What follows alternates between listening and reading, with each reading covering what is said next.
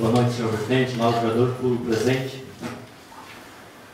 Senhor presidente, aproveitando o gancho do vereador Carlinhos, sobre o asfalto em frente à PAI.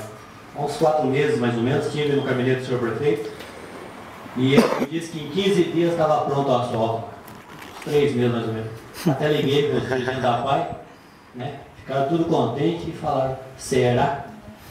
De novo, né, senhor vereador? Será que vai estar pronto? Vamos torcer. Também pegando o gancho do vereador Anderson, sobre fazer o meio-fio no sanatório. Que bom, mas primeiro vamos arrumar as ruas da nossa cidade, as estradas que não tem nem asfalto dos bairros, também não tem nada. E que bom seria, né, se a eleição fosse todo ano, né, para ver aquelas obras eleitoreiras, aquelas obras que fazem asfaltar a vila inteira em 3 meses. Quem conhece a Vila Alvorada? Asfaltar a vila inteira em 3 meses. Casquinha de ovo. Se fosse, apesar que está caindo tudo, né? Tá rodando tudo, né? Mas fizeram alguma coisa. Então, isso que é Itaporanga. Essas coisas que, quando a gente entra na política, a gente imagina assim, poxa vida, eu vou entrar lá, quero ajudar a população. Mas quando a gente está aqui, daí o pessoal tem medo de a gente fazer alguma coisa, que daí a gente vai crescer, né? Aí não deixa a gente fazer nada. Então, por isso que vocês estão vendo, nem água eu estou tomando na Câmara.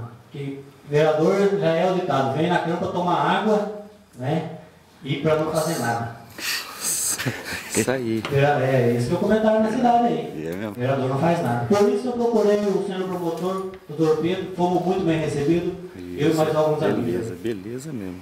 Ele me disse o seguinte, que Itaporanga está em nossas mãos.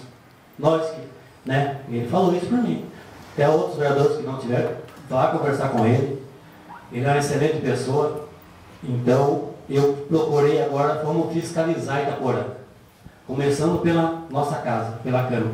Esse é o pensamento meu agora. Por quê? Tudo o que eu pedi requerimento, ninguém fez nada. Está tudo no cronograma, né? E gostaria que a população fizesse isso que fizeram hoje. Viesse na Câmara, viesse na sessão, porque aí vocês vão estar vendo quem está lutando por Itaporanga e como é isso. Ser um cidadão itaporanguense. Porque também o cidadão faz ofício e leva para a promotoria. Foi lá no hospital, não foi bem atendido, foi no centro de saúde, não foi bem atendido, vai na promotoria.